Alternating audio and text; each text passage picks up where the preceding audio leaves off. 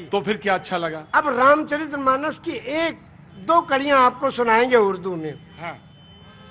ये लिखा है पंडित ब्रिज नारायण चकबस्त लखनवी ने। जी बिल्कुल, बड़ा बड़ा नाम है। हाँ, नारायण हाँ, चकबस्त लखनवी। जी। वो लिखते हैं मर्यादा पुरुषोत्तम श्री रामचंद्र की जीवनी में हाँ। कि रुखसत हुआ वो बाप से लेकर खुदा का नाम। रुखसत हुआ वो बाप से लेकर खुदा का नाम, और राहे वफा की मंजिलें अव्वल हुई तमाम। जब जाने लगे मर्यादा पुरुषोत्तम पिता के त्रिवचन को पूरा करने के लिए, तो पिता से जाके आज्ञा लेते हैं। पिताजी अब हम जा आपके आज्ञा का पालन करने जा रहे हैं, और माता को जो आपने, सौतेली माता को जो आपने वचन दिया उसको पूरा करने जा रहे हैं, आपका आखिरी दर्शन करने आए हैं। तो उस वक्त का दर्शन वो लिखते हैं कि रुखसत हुआ वो बाप से लेकर खुदा का नाम, और राहे वफा की मंजिलें अव्वल हुई तमाम। पहली मंजिल खत्म हुई और बाप से आज्ञा लेके और वनवास के लिए जा रहे हैं। और जब माता जी के पास गए तो उनसे जब पूछना चाहा, तो उसमें लिखते हैं कि माता कौशल्या जी सिर्फ देखती रही, और जब उनसे पूछा, उनसे इजाजत ली, तो कहने लगी कि मैं खुश हूं, फूंक दे कोई इस तख्त ताज को, और तुम ही नहीं तो आग लगाऊंगी राज को। जब तुम ही नहीं तो आग लगाऊंगी राज को। क्या आज भी कोई बेटा इतनी बड़ी सल्तनत को ठोकर मारकर और पिता की आज्ञा का पालन करने के लिए तैयार है? ये वचन दिया है श्री रामचंद्र जी ने, ये वचन दिया है पूरी दुनिया को कि देखो अगर पिता कहे तो राज को भी ठोकर लगा दो। उस जमाने में ये था कि बड़ा बेटा वही उत्तराधिकारी होता था, सब छोड़ के चले गए। क्या आज भी कोई बेटा है? तो इस राम की जीवनी से ये सबक लेना चाहिए। आचार्य जी, आप तो आपने तो आचार्य, अब बिल्कुल, अब इसके आगे अब आप हमसे क्या कहवाएंगे? बस धन्य है ऐसे महान पुरुष। दोनों आंखों से जलधार बह रही है, और शायद निषाद राज ने भगवान के जब चरण पखारे होंगे तो शायद यही रहा होगा दृश्य। निषाद राज ने यही पूछा। हाँ। जब गए, हाँ। जो उत्तराधिकारी हुए थे, हाँ। और तलाश करते गए, निषाद राज ने पूछा प्रभु आप कहाँ? हाँ। कहने के अपने भाई को ढूंढने। भरत जी ने कहा। हाँ। तो कहने भाई को ढूंढने के लिए पूरी फौज लेके आए हो? हाँ। अब फौज लेके आओ तो इसके माने तो आप उनका बिल्कुल खात्मा ही करने आए हो? कहा नहीं, अपने भाई को लेने आए हैं। अगर वो नहीं गए तो हम उनके चरणों में जो चीज है खाऊं, उसी को ले जाके रखेंगे सिंहासन में, फिर राज करेंगे। क्योंकि रामचरितमानस की कौन सा पंक्ति आपको सबसे मन को भाती है?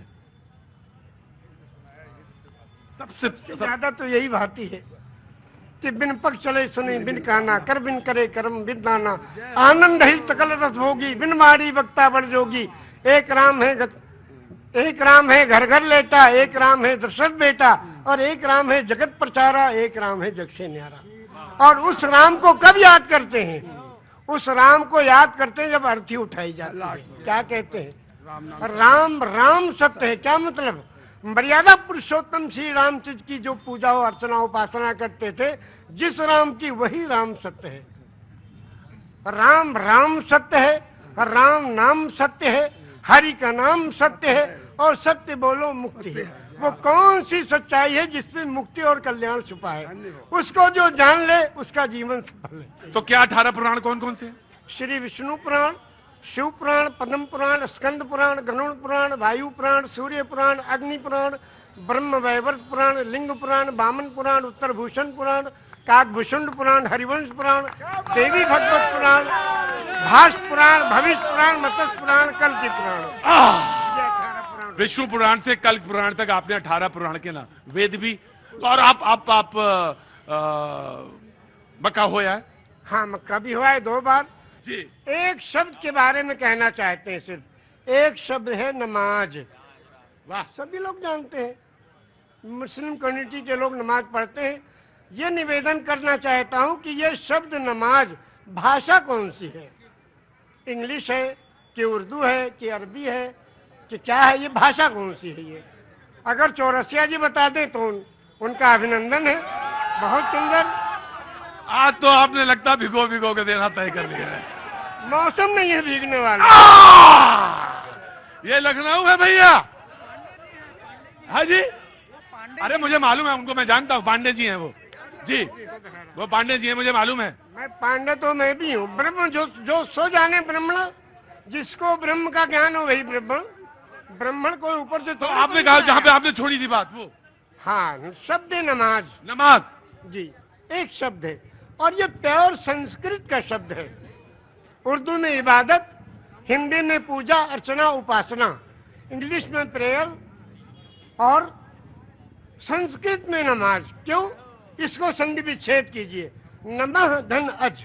नमः नमन करना, प्रणाम करना, दंडवत करना, सजदा करना, झुक जाना, समर्पण हो जाना, समर्पित कर देना, जय जयकार करना, चरणों में पड़ जाना, धाराशाही होना, नतमस्तक होना, सरेंडर हो जाना। किसको? उस प्रभु के चरणों में इस सुपर कंप्यूटर को रख देना कि हे प्रभु, तू ही सबसे बड़ा है और तूने इस मनुष्य को बनाया है, इसका आविष्कारक तू ही है, तेरे चरणों में हम समर्पित हैं, इसलिए अजन्मा को नमन करना। और ये हुआ नमाज। एक मिनट, मेरे माथे पे थोड़ा हाथ रख दीजिए। अरे भैया, हम दोनों हाथ रख देंगे, हाथ पे नहीं। आपको मालिक खूब अच्छा रखे।